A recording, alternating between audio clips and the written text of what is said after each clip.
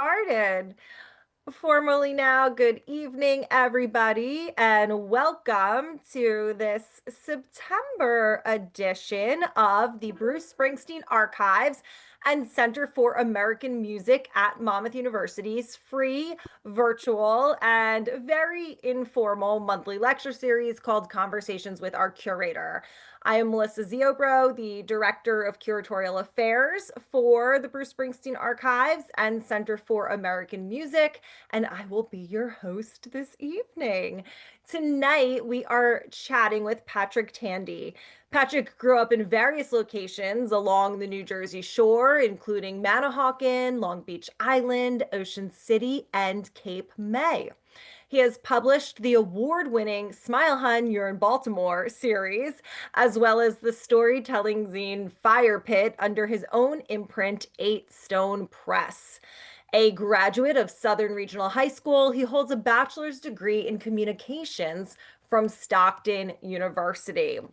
And we are here tonight to discuss Beach Badge, a literary magazine that collects the experiences of local and Benny alike in the form of personal stories, essays, and other artwork about or inspired by life at the shore. And I thought this was so fitting here in the month of September as we are all enjoying what I think a lot of us refer to as local summer. One of the things I really love about Beach Badge is that there is just so much music threaded throughout seemingly every issue. And that, in addition to it being so shore-based, is why I think it's a great fit for our Conversations with the Curator series. Before we dive into chatting with the publisher, just a few housekeeping details. And as always, apologies to our regulars who have to hear me say this month after month, but we do always have new people in the audience, and it is my job to be the archives ambassador to the world and tell you a little bit about us. So, if you are not super familiar with the archives and center, we are located, as I said, at Monmouth University in beautiful West Long Branch, New Jersey, just a mile from the beach and up the road from famed Asbury Park. Our mission is twofold. We are the Bruce Springsteen Archives, and we are his official repository. But we also celebrate the history of American music in all its diversity of artists and genres with our exhibits, our programming, our publications, and more. And as a public historian, I am always getting up on my soapbox about how I firmly believe that music is one of the most accessible prisms through which we can explore our shared past. Sometimes I've been teaching at Monmouth University since 2007, and sometimes you get in a classroom, particularly on the first day, particularly if it's like a required gen ed class, and you can tell the students look like they're ready to be tortured, right? They think, oh, this is going to be awful, because some people think history is boring, and that is so sad. I think if people are under the misconception that history is boring, it's because it's been taught to them the wrong way, right? And they think that history is just about memorizing dates and names, and I might think that's boring too, but history is really about incredible storytelling that helps us understand who we are and how we came to be where we are and how we can, importantly, be our best selves going forward. So, if we can deliver the public history in engaging and accessible ways, I think we can do a lot of good in this world. So, anyway, off my soapbox. We at the Bruce Springsteen Archives and Center for American Music are currently in the midst of building a brand new 30,000 square foot facility, which is scheduled to open on Monmouth's campus next late spring, early summer, just in time for America's 250th birthday. It'll feature a roughly 250 seat theater, some 10,000 square feet of exhibits, the archive for research, and more. You can see more about the building and all of the good things we have going on our social media and on our website at springsteenarchives.org. Our website, if you haven't visited it in a while, just had a refresh, thanks in large part to Zach Sandler, and it's really looking great. So we hope you'll go there and subscribe to our newsletter, subscribe to our calendar, just do anything you can do to keep in touch with us. You can also donate on our website because we are a 501c3 and we are responsible for fundraising to cover our operational and our capital costs. So I will put that website in the chat in just a moment. Thank you for giving me a couple minutes to introduce ourselves to you. And with that, we can get back to tonight's program. So, Conversations with Our Curator is a free monthly web series that features researchers and writers exploring new perspectives in American music history. Sometimes our books are focused on Bruce, and sometimes they are on American music history more broadly. I just really wanted us to have some programming that was accessible and free for folks wherever they are, whether they can come visit us in our brick and mortar structure or not. So, after some initial questions from me, we will open the floor to audience Q&A. I love a program that runs on time. So we will go no more than 1 hour this evening. I recently posted our Conversations with Our Curator schedule throughout the end of 2025. So you can see the whole list on our website, which again is springsteenarchives.org. Next month, we're looking at the book Teen Set, Teen Fan Magazines and Rock Journalism. Don't Let the Name Fool You by Allison Bumstead. It's a really interesting look at the prevailing conception that teen fan magazines are insignificant and elevates the publications to what Bumstead says is their proper place in popular music history. So, an interesting and insightful read for sure. Okay, finally, sorry. Patrick, I've been keeping you waiting here. Let's dive in. Give us just a little overview of you, a brief biographical sketch, if you will. Well, as you, first off, thank you again, Melissa, for having me on here this evening. And thank you for everybody who's virtually attending. I guess just to give everybody a little bit of background, to riff off of what you were, the bio. I grew up along the Jersey Shore, son of a career Coast Guard, so we transferred up and down the coast a lot. Most of the time was spent at the Jersey Shore, and most of which was spent in the greater Long Beach Island, Manahawkin area.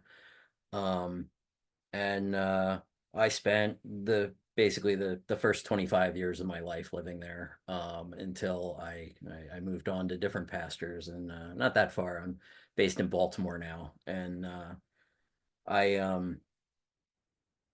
life proceeded here, and got married, had a house, kid, everything like that. And in the course of that, I had gotten into, by way of my wife, indie publishing, underground publishing. And for about 15 years, I published a zine that I had started that you could sort of consider proto Beach Badge. It was called Smile Hun, You're in Baltimore.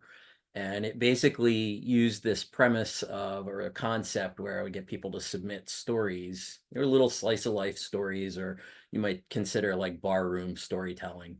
And over the course of 15 years, it really developed a amazingly robust following, where I would get everybody from like school teachers to hairdressers to murder police who would submit their stories, just from life in Baltimore, good, bad, and ugly. And it always fascinated me just to put out a call for submissions, because it was sort of like, I would imagine going fishing, where you just sort of cast your line in and wait and see what bites. And but even from the earliest days of starting Smile Hun, I had this idea in the back of my mind that I'd really like to take this formula and apply it to my native shore in Jersey, because I still have friends, very good friends up there, and family and whatnot, and over the years I've continued to go back. For a long time, I wasn't really ready.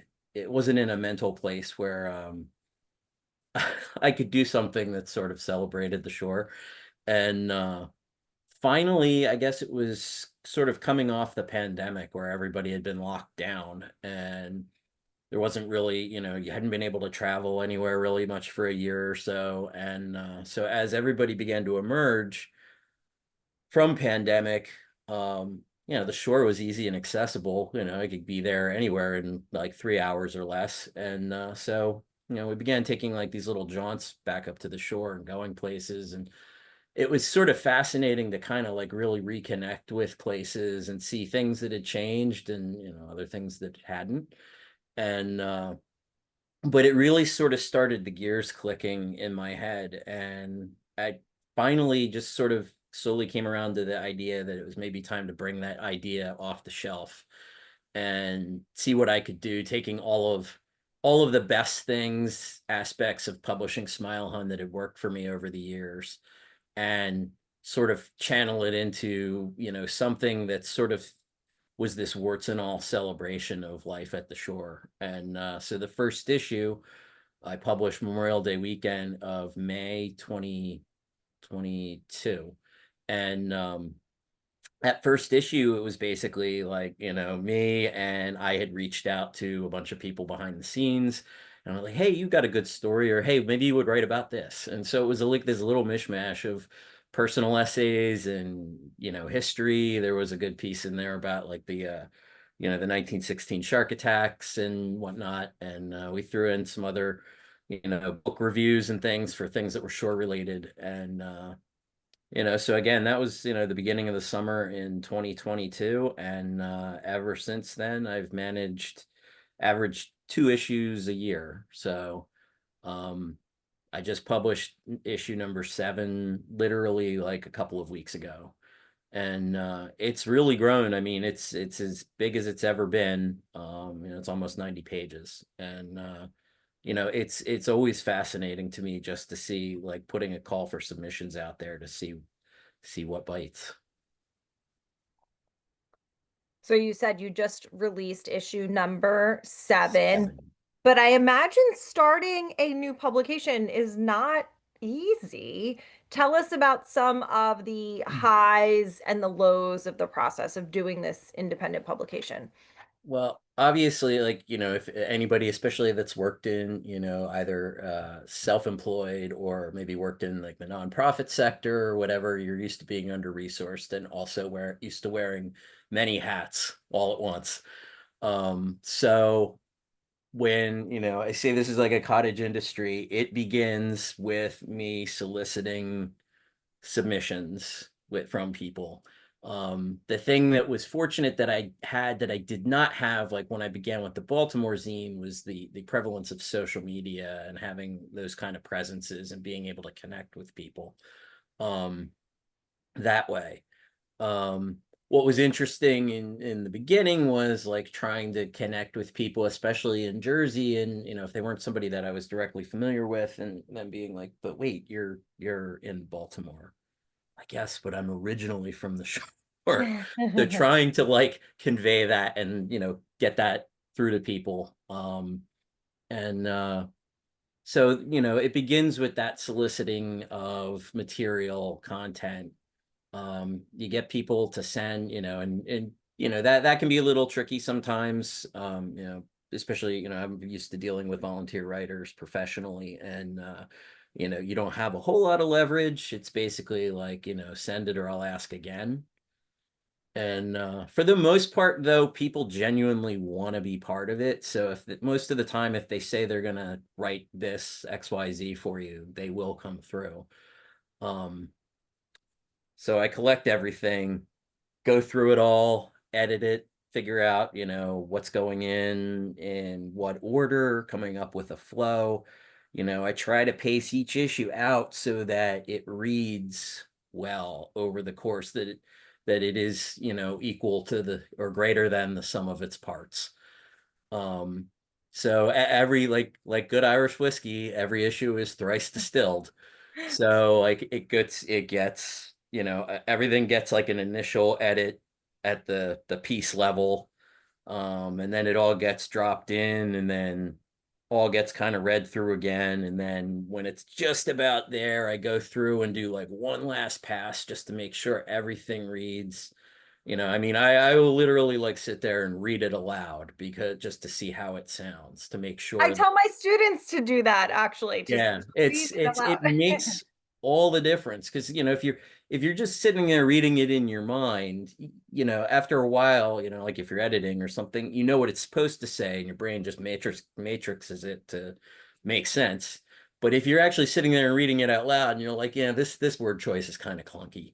Um, but I will go through and edit everything, come out with the up with the flow and all of that. Then I will do the layout, paginate everything. And I'm not a graphic designer by trade. I am not, visual. I'm not a visual artist. So I can make things clean, neat, legible, presentable, and hopefully not too distasteful to the eye. Um, but that's basically it. So I put it together, and then comes the matters of having it printed, producing it. That's a little, thankfully, I'm at a point in life and career and everything like that where there are certain things that I can afford to like have done now, like, saddle stitching and whatnot, that I don't have to do everything manually. Um, but then comes the back end of things, which is, the promotion, getting out copies for distribution, and sometimes just connecting with people online. I will get pieces that way too. I mean, people will respond to my calls for submissions, but at the same time, I might be reading something on Instagram or Facebook. Somebody has like a little germ of a story, and I'm like, hey, that would make an excellent piece. And they will, very often, I mean, if they're amenable, they come through, they'll type it up. And I tend to favor, I've always tended to favor, especially given the nature of this, a light editorial hand, because I want to try to preserve individual voices as much as possible. So the extent to which I change anything, it's only going to be generally like if a word is just like wrong or typo, or if it's just something makes it like read a little smoother, and you can just kind of deburr the edges. Um, but I'm all about trying to preserve individual voices. And what's been interesting to me is that like there has not been a lot of commercial interest in Beach Badge, like on the retail end of things, but it has garnered a disproportionately large amount of interest from historians and librarians. I'm so curious. Do you have any theories on why that is? I don't know. I mean, I think that it does document. I mean, part of the reason when I started the Baltimore zine, at that time, even blogs hadn't really quite taken off yet. And so you were really still sort of stuck with like legacy media. And, that included even like alt weeklies. Remember alt weeklies? Um, that included, things like Alt Weekly. So there really were not a lot of media outlets or platforms that were accessible to people who just had a great story. People would tell me great stories, and you just think, and I don't know, maybe this is just me and my weird little OCD or whatever, but like I would be thinking, I'd be like, this person, young, old, whatever, like these stories just disappear into the stratosphere. Mm. And when they're gone, the story's gone with them. And there's so many good stories that get lost that way. And so you're just left with, the old AJ labeling thing about, freedom of the press is guaranteed to everyone who can afford to own one. And that's kind of my the technology is there. I'm willing and able to do it, and I think it's preserving some of those stories and those voices that you don't necessarily get to hear. I mean, I love reading little anecdotal stories in like some of the Jersey Shore history books. And I mean, there's still one that sticks in my mind to this day from it was the Cunningham book, The New Jersey Shore. And he wrote this one little anecdote. God knows where he found it, but it was like from Cape May from maybe like 1900 or something about before there were like paid lifeguards. And there was some wealthy, like, but stingy guy who like was rescued by a stand passerby one day or whatever, and the guy rewarded him with 50 cents or something like that. And the anecdote was basically the guy refunded him 49 cents and told him he couldn't possibly accept anything more than a life was worth. So I was like, yeah, it's kind of reaffirming to know that like Jersey's always been Jersey. So is Beach Badge both print and digital, or are you only print right now? No, it's only print. I mean, I have a website and I usually put samples each issue Okay. online. But it's really meant more as a teaser. When I started doing it, literally the idea was that I wanted to create something that was beach reading. I wanted something portable that, people could throw in their bag along with their towel and their, sunblock. And then maybe even like pass along to a friend when they were done reading it. Or leave it wherever. One of my earliest self-publishing ventures, I wrote a story about attending a friend's wedding, and it was this very sort of like quasi-gonzo sort of thing. But one of my favorite bits of feedback ever was this guy who wrote me afterwards, said it, he's like, I laughed so hard I almost fell off the toilet. That's unique feedback. So what was your print run initially and what is it now? It kind of fluctuates. I mean, I usually start with a circ of about 500, but then I get things reprinted generally due to like spatial limitations. I can only afford to like so much space to have copies around. Yeah. Um, but it's every issue is still in print. So anybody can go to the website. It's eightstonepress.com, all spelled out, and and order any one of the current 7 issues. So I was going to ask how people can get a copy. So they can order a copy directly through eightstonepress.com and then it is stocked in some stores too, correct? It is the it's you can buy it at Asbury Book Cooperative in Asbury Park down on Cookman, and you can also get it at Cat's Luck Vegan in Neptune City, and Atomic Books in Baltimore, Maryland. So I've been trying to get it into more like retail spaces, but they've been a tougher sell. So It's hard. It's hard. This I'm so impressed because it's obviously such a labor of love here. How can people submit if they're interested in doing so? well, the deadline for the next issue is December 31st of 2025. So there's a bit of runway to go. And really all you need to do is, you can email me, either send me, or query WPT at eightstonepress.com. Um, and some people query, store, hey, I've got this piece that I'm interested in. Occasionally somebody will have something that they previously wrote, that they might submit for consideration. And most of the time people just send me their stuff. And I've been extremely fortunate in that I think as it's gotten out there more and people are able to read it before they submit to me, they generally have a pretty good idea before they send it of whether it's going to be a good fit for the publication or not. Okay. It's not, it is a celebration of the Jersey Shore, but again, as I said, it's like a warts and all. So it ain't salt life. So I was jotting down notes here and I wanted to ask you to expand a little bit on what you mean by warts and all. So I mean, I love, and it's taken me half a lifetime to really like say it out loud, but I love the Jersey Shore. And that was, I could probably not even 10 years ago probably still not have done Beach Badge. And it took me a while to come around to really recognizing that it's sort of a very familial sort of thing where, like you love your family, even maybe sometimes if you don't like them, and that's kind of, what it is. I mean, it's part of me and like who I am to this day. I mean, those were all of my formative years that were spent there. And I recognize, I've recognized over time that um, it is very much a part of who I am and informs who I am, the way I act, my mannerisms, the decisions I make today, are very much rooted in that childhood. And, and that being said, you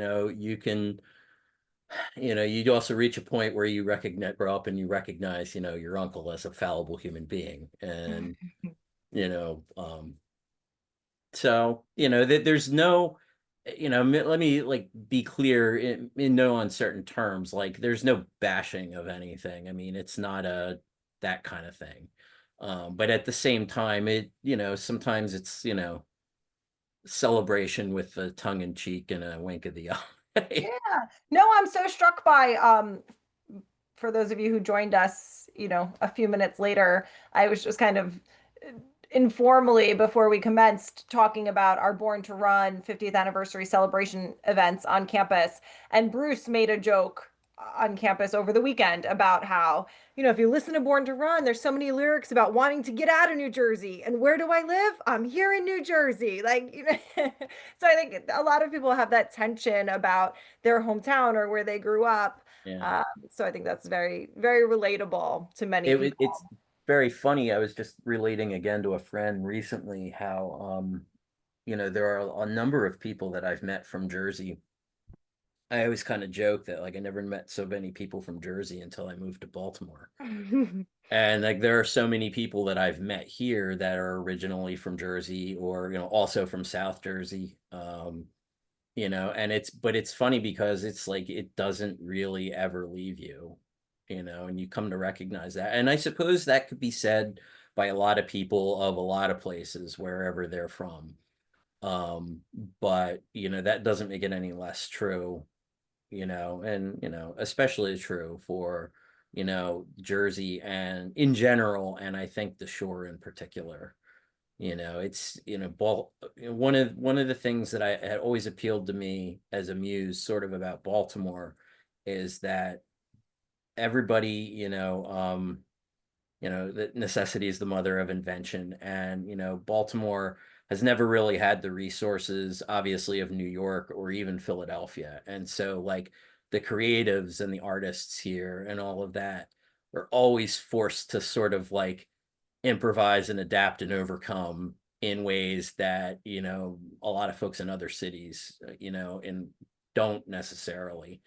And and that's one of those things I think growing up at the shore too, was that like the old 101.5, not New York, not Philadelphia.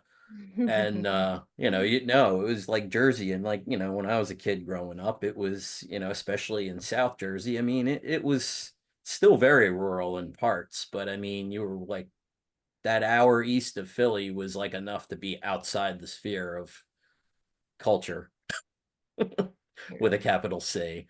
um and but at the same time, I think also being gone for so long has given me perspective and appreciation for it that I would not have probably developed if I had stayed. Well, speaking of, leaving and then coming back to visit, what are some of the biggest changes in your eyes at the shore from your youth to today? I think, and this is probably like at the forefront for a lot of people, is the what boiled down in a word is gentrification. Mhm. I mean, a lot of that has changed. One of the, I have a friend of mine, good friend of mine from Stockton, who also moved out of state, but he and I once or twice a year will go back up and we'll stay, usually at the Holiday Inn in Manahawkin. And for a long time, like when I was growing up, just the fact that that Holiday Inn was there would like that would have been blasphemy then, because like there was nothing but mom and pop motels all over the place. And I don't know how, they kept chains out for so long. And yet the irony is that a lot of those mom and pop motels are gone now. And so many places are moving from the sort of visitor based weekend, maybe week visitor to property owners or rentals, houses. So, I mean, to that end, I mean, I don't know. I mean, there's not a lot of places left that really, uh, are definitely like go after, or and make any attempt to connect to like the day tripper or the weekender. What do you see as the line between or the differences between gentrification and progress in a more, I think gentrification has a very negative term, or we think of progress as a positive term. Like, what's the line there for you? Progress, you get, you definitely get some good restaurants out of it. Um, but Yeah, I mean, I'm not, to be clear, like I'm not a Luddite and I'm not anti-progress and, and I'm not like, anti people with money or anything like that. I mean, it's like it's the shore. There were always people who had like big fancy houses on the dune or this or that, but it's just that there are so many it just when you're looking, and I watched it for like many years too, even here in Baltimore, where you had like these traditionally blue collar neighborhoods that were, before that 2008 bubble burst and everything. I mean, you had people that got into bidding wars over shells in the city that did not have running water for like three and $400,000. And I mean, it's kind of almost comical, and at the same time, it like the reality is the way it changes things and displaces people, because just because those people can't afford to live there anymore doesn't mean like they just disappear. Yeah. So So this is probably a tricky question, but I'm going to put you on the spot. I give you a little bit of warning. Tell us about two of your favorite pieces from past issues, because I'm going to ask you about the current issue in a moment. So if you yeah. could pick, and you might have a different answer every day that I ask you this question. But as we sit here at 7:35 on September 10th, tell us about two of your favorite pieces from past issues. I actually have, and I'm always careful like with this sort of thing if people ask me, just because like I like to try to maintain this sort of like semblance of editorial, you know, Mover, yes, yes. independence. And but that being said, I mean, yeah, there are pieces always that I read and I'm like, oh my God, man, I like I wish I had written that or could write that, And there have been like, there are a small handful of pieces that just kind of stick with you, and one of them, one of the first ones was actually like right out of the gate in the first issue.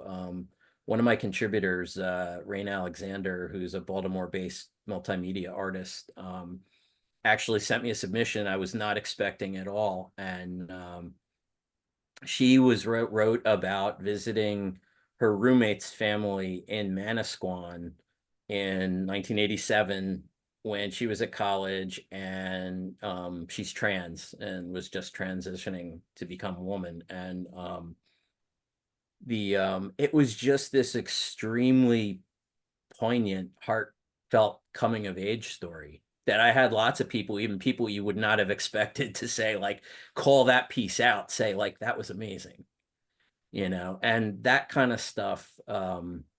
Just like when you can connect with people, on that level. There was another piece in that issue, too, by a friend who she now lives out in the Midwest, but she's originally from Philly, and she wrote this story about when she and her siblings were kids, and they had were used to going down to the shore, I think in Avalon or something, but then there was a messy family divorce, and like the she and her siblings were kind of disinvited from going to whatever place it was, and enter this like spunky sort of aunt by marriage who kind of like comes in and sort of fixes things in the context of the story.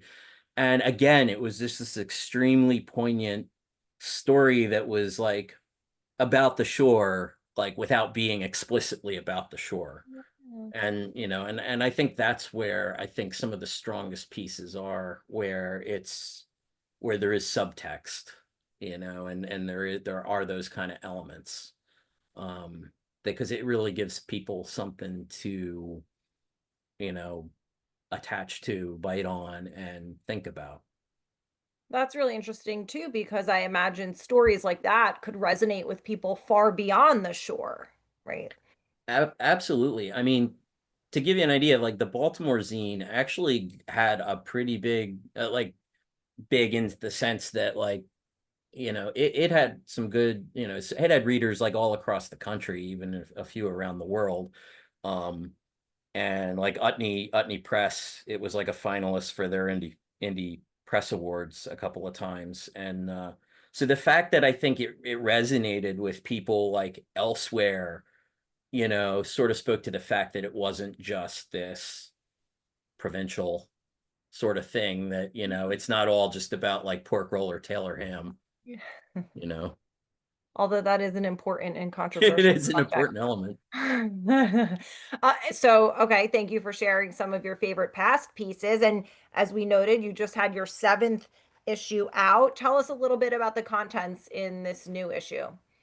It's always interesting to me to just sort of see what the inadvertently, at least it seems like the last couple issues too, like each issue there almost seems to be kind of a tone that comes across in it. It's like independent of one another, and yet like when it all ties together, it kind of reads a certain, way. And like the last issue, even though it came out in January, I guess it was, all the submissions had been pretty much written and into me by last Labor Day.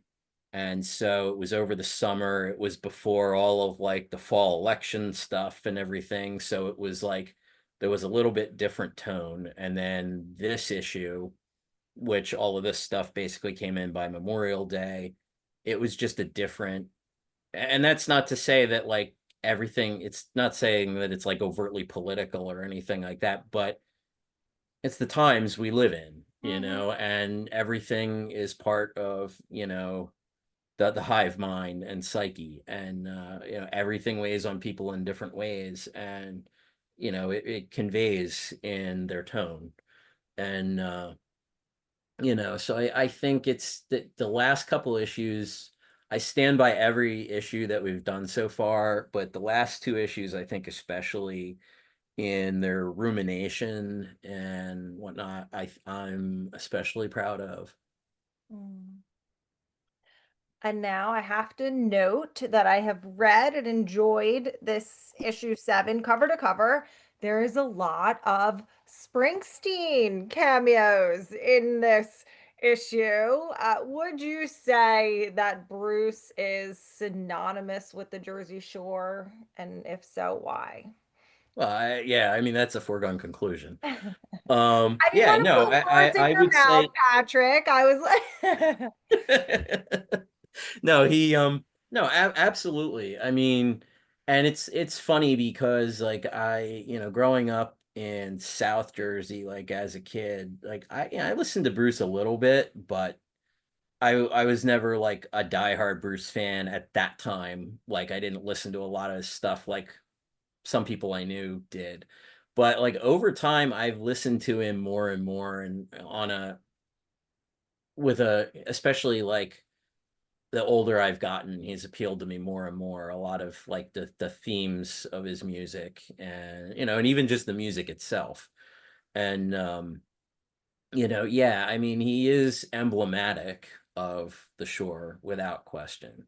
And I think it's interesting because he's sort of like at the forefront, and there are lots of other characters, and ancillary characters. I mean, it's one of the things I wrote about a little bit. You've called out noted a few times online when I've noted, like, I grew up with this kind of obsession with Eddie and the Cruisers.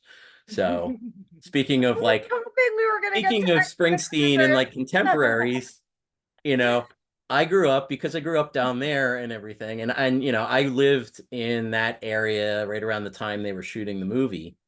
And so I grew up with, like, it was weird because in a way, I'm sure much to like John Cafferty's chagrin, the I I grew up kind of with like like Michael Pare was the face of the Jersey Shore.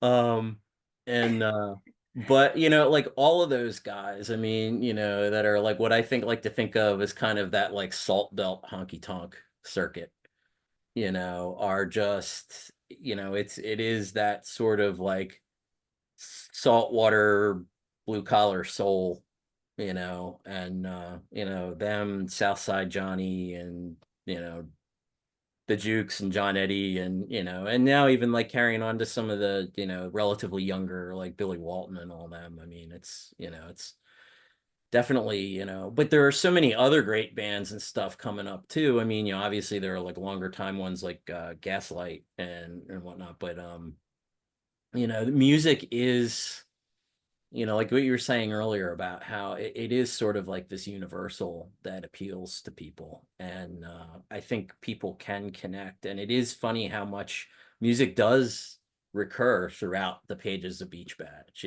Sometimes it's a little more overt, and sometimes, it might be a drive-by. When I was reading this most recent issue, I was like, they need to have like a Spotify playlist that drops with each issue, right? Because I felt like I needed the music to go along with the I storytelling. did, I I don't did, know. I did shortly, I did for a hot second. I did have a Spotify playlist, and I might have to revisit that idea. Yes. I mean, But I as anybody that follows like my like especially Insta, I find that I have like most of my traction on Instagram, and to a lesser degree on Facebook and LinkedIn. Um, but on Instagram, like as anybody that follows me on there will know, like I almost never post anything that doesn't have a song attached to it. listen, I've got a lot of people in the chat here saying they want a playlist. You got to give the people what they want, Patrick. The chat is blowing up here. So all right. So yeah. Let's make sure we save some time for audience Q&A. I'm wondering if I can ask first and foremost, is there anybody on the call tonight who is a contributor to Beach Badge? If you are, I would love for you to unmute yourself first and say hi. You know who you are. Come on, let me hear from a contributor. I see Mariette unmuted. Is that because you're a contributor? I'm a proud contributor to to Beach Badge and to Tell us a little bit about your experience. I found Beach Badge at a vintage shop that was in Belmar, and I thought what an interesting place for a zine, and I loved that authenticity.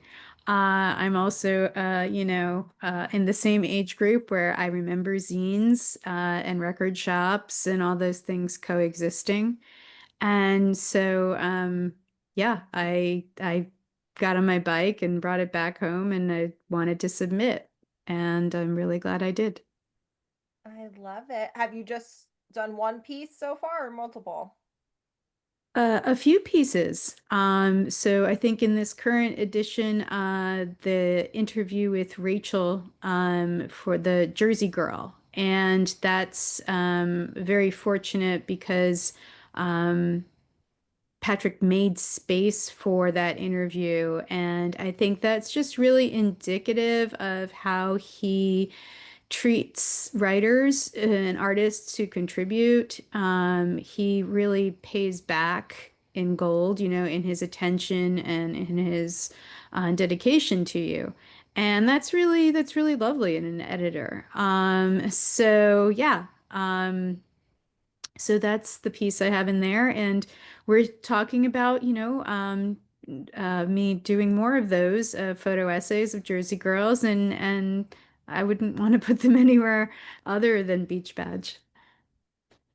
I would Uh, just like to add as a footnote too, and this is not like a paid endorsement or anything like that, but actually Marriott's first piece that she sent in particular for the second issue was anybody who's familiar with Belmar and remembers Friedman's Bakery. She had a really great evocative piece in there called The Summer of Soul, and that's one of my favorite pieces too.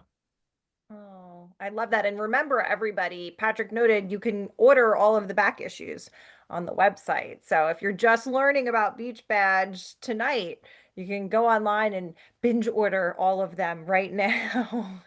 Any other contributors here that want to say hi? Sorry, I'm not a contributor. No, I raised my hand too quickly. nobody else moved into the breach. So you go ahead, John. Okay, I just wanted to say I am literally in awe. Patrick and I connected some time ago on LinkedIn, and man, your whole vibe just lifts my everyday. I just bear with me as a former Benny here. My wife and I now have a home in Somerset, so um, I've been going to the Jersey Shore since I've probably been 5 or 6, Belmar, kind of Spring Lake, Seaside Heights. And, Bruce for me gives me context he gives the Jersey Shore a voice and a sense of place and characters and settings and tragedy and triumph and all of that in his way. And Patrick, in just your LinkedIn posts alone, you give me a lot of the same. But you and Bruce, there's a 300 million sale of records separating the two of you. You both have your separate thing. But I just really wanted to say to anybody that this is the guy, your vibe, man. I am just in awe of your whole vibe, and it's just such a pleasure to be here in your presence. And man, rock on. I hope we can connect some other time. Absolutely. Thank you, John. I would actually just like to riff a little bit off of what John was saying too about the whole local versus Benny thing. Is one of the things I've been adamant about from the get-go is that I wanted Beach Badge to be as inclusive as possible, to capture as like many different stories and perspectives. And in the context of the shore, like you can't make it all one or the other. It can't all be locals. It can't all be like, but everybody is part of the greater story. And so, and it doesn't matter if this person's truth is my truth or not. It doesn't make either one of them, doesn't diminish either one of them. And that's what I think makes the Jersey Shore so rich in stories, is because they do run an incredible gamut of experience. Okay, I see someone else is unmuted. So go ahead. If you're unmuted, feel free to shout out. I just say I am also a contributor, but also the wife. So I'm Ah, thanks. you got a shout out at the beginning for inspiring this journey to begin with. Tell us about one of your favorite pieces that you've contributed. Um, I think probably the one that I'm proudest of and the one that's probably the least embarrassing was the piece I think in issue 6, where I really kind of took Eddie and the Cruisers apart from a mother's perspective in a different way, seeing signs of what if he had ADHD, and that was all part of the character telling that's never explained. That's another one of my favorite pieces. I am floored by the depth of some of these pieces that you're discussing. I think people could pick it up and be like, oh, this is my casual beach read. I mean, but there's a real depth and breadth to some of these essays that is just thought provoking and really beautiful. Well, also not to dissuade anybody from, who just, there are just sort of like short little palate cleanser kind of experiential pieces too that are just appreciations of the area or the beach or nature or whatever. I mean, it really runs the gamut. I mean, to anybody that might be thinking of contributing, like one of the biggest things I can say is that, like, don't be intimidated thinking like I'm not a writer, because like some of these people who like contribute regularly like happen to also write for whatever their day job is, but all you really need is a good story well told. And everybody, when you really boil it down, is a storyteller in some capacity or other. I love that because I think a lot of people, particularly younger people, I'm of course thinking of my students, think of writing as a hard thing to do, right? Or it's work. Or when I think of writing as this beautiful escape. Like, it's something I want to be doing. And the way you describe it, I think And is to be fair, I well. mean, I think sometimes it's tough for people because some people, you know, they might have like a whole world or something that they want to convey, but they can't easily get it out. And you know, that's a challenge for people sometimes too. And you know, and I'm happy to like work with people and help them, like if they have an idea that they're, you know, looking to tell. I mean, if there's anything that, you know, I feel like it could benefit from this, I mean, you know, I'll go back and forth with people and say, hey, maybe consider this, or you know, what have you. Are there ever submissions, Patrick, that you can't run or that you have to pass on? I've actually been extremely fortunate in that, like, I don't really like Yeah.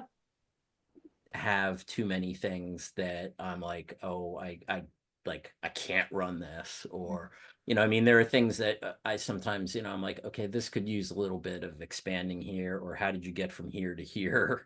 And but I think like it, you know, the thing speaks for itself, you know, as they say. And I think people, once they've read Beach Badge and see it, like they kind of sort themselves.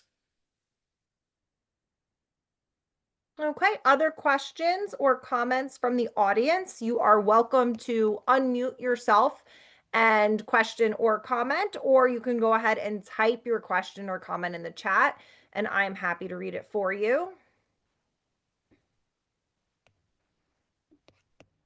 Okay. I think we're keeping to my hour rule. I absolutely love a well-timed program. So we'll start to wrap it up. I want to remind everybody that you can go and you can order your copies. You can look into more information on submissions at eightstonepress.com. Patrick? I actually would like to just add to, in addition to that upcoming deadline at New Year's, is that we are actually going to present the first ever Beach Badge Jersey Shore themed storytelling workshop on October 18th in Summers Point.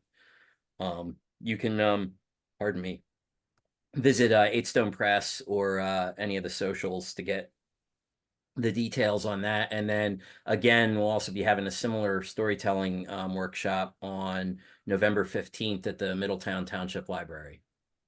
Amazing. And is that information on your website as well if people need it? Yeah. And if there's anything you just can't find, or what's this all about, feel free to just email me at wpt@eightstonepress.com. Maybe Amazing. Well, PBS, thank you. Oh, I'm sorry. Go ahead. maybe you mentioned that PBS thing too. Oh yeah. That's If a good wife anybody's right there, Patrick. She's got your talking points for you. She's got your Yeah, back. yeah, yeah, yeah, yeah. My excuse me. If anybody is familiar with the New Jersey PBS series, Here's the Story. Great like slice of life interview sort of piece, or local stories by Steve Rogers. Um, there's actually a full episode in the works, that's basically in the can, that they're working on producing. I'm not sure exactly when the air date is going to be, but yeah, there will be. And you know, there's been contributors interviewed and everything. So I'm really looking forward to that, me personally. Awesome. Congratulations on all the success you are having, Patrick. It's been such a pleasure to talk to you about this wonderful literary driftwood from the shores of Jersey. It's full of salt and sun and sand and music, and I hope you will all go order your copies and also think about submitting and keep an eye out, because I think maybe we can pressure Patrick into restarting the playlists. So Patrick, I any just last words? No, I just would like to say, you know, thank you again, Melissa, and to the Springsteen Archives for hosting this, and thanks for everybody for tuning in. Awesome. Thanks so much, everybody. So again, you can find Beach Badge on eightstonepress.com, and you can keep in touch with us at the archives at springsteenarchives.org. Thanks, everybody. Have a great night. Thank you. You too.